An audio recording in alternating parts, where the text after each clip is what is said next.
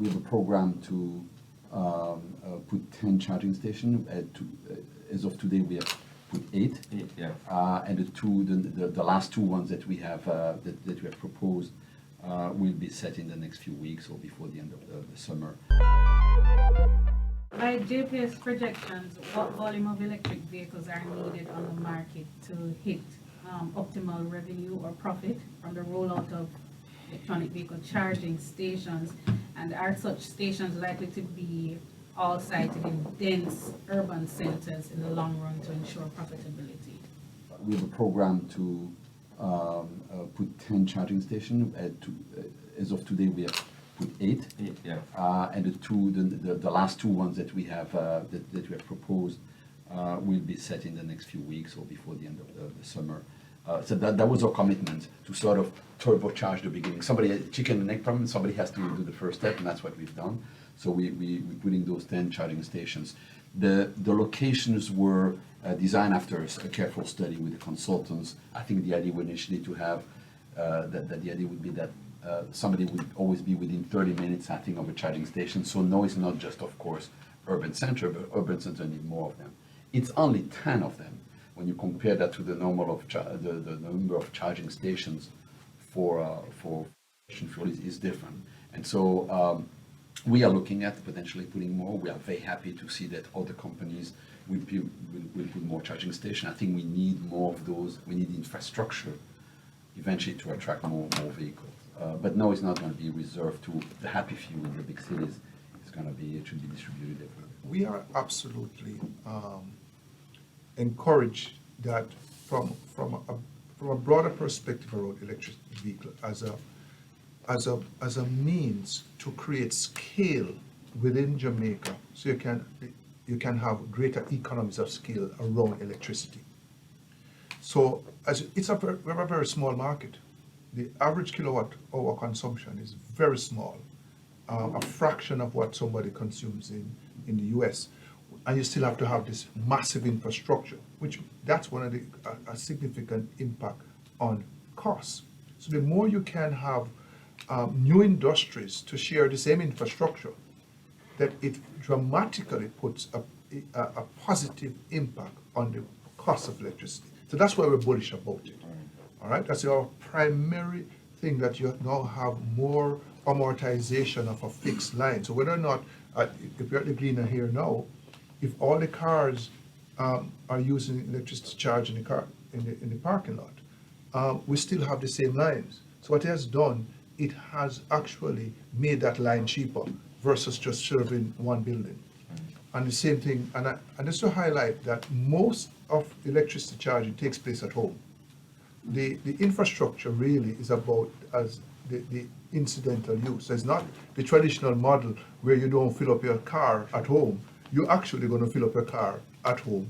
It's now that additional security that if you travel to Montego Bay or Portland, that you want to know, so you have somewhere in Port Antonio, a couple of spots. But your primary gas station for EV is at home. It's almost treated like your cell phone. Right. Exactly. So just to be clear, our focus is not directly on profit, and what Vernon is saying. But surely you want.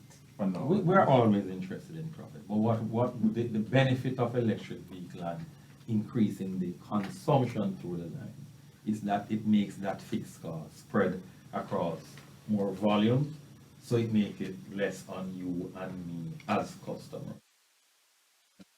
The big benefit, and that's why we're very bullish about it, and the increase in electric vehicle penetration, regardless of who does the charging. Yeah. Another way to put it is to say, same idea, is to say if all the vehicles here were converted to electric, it's not as if suddenly JPS would make a bonanza here. Yeah. Remember, we are regulated, and our ability to capture additional demand will always be limited. So we're happy, of course, to have more revenues. And yes, we are commercial companies, I have private shareholders, and we have to ensure enough profit, and we have to make sure that we have financial stability to fulfill our mission. So we need a strong balance sheet for all the investment that we have mentioned in this session. But apart from that, the vast majority of the benefit of additional demand coming from electric vehicles will go to the customers in the form of reduced tariff. very, very simply, very mechanically. And there's no other source of dramatic increase in demand that we see in the country that can take that role. We don't think there will be a massive industrifications or massive increase in commercial activity in the country that can replace that potential increase in demand coming from electric vehicles. So that's why we're very interested and very passionate about electric vehicles.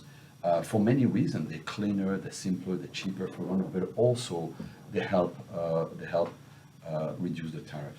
And we have to balance that. And it's very clear that when we say massive increase of industrialization, we balance that against the backdrop that there's innovation in equipment manufacturing that makes equipment, your TV, your air conditioner, more energy efficient every turn.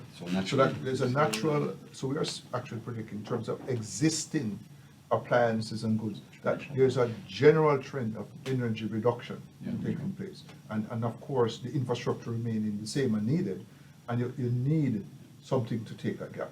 I want to add one other dimension that I think is important, especially as we look to diversify sources of energy to renewable sources. I think the electric vehicle, and when demand is not growing in traditional points of electricity demand, generally speaking, I think electric vehicle allows that investment to happen. And it's also highly correlated with the technology type of renewables because they are intermittent. But a car comes with a battery. And that's why, so if you go ahead and just invest with renewables, it's on its own with the traditional demand set, you'll actually send up the cost of electricity.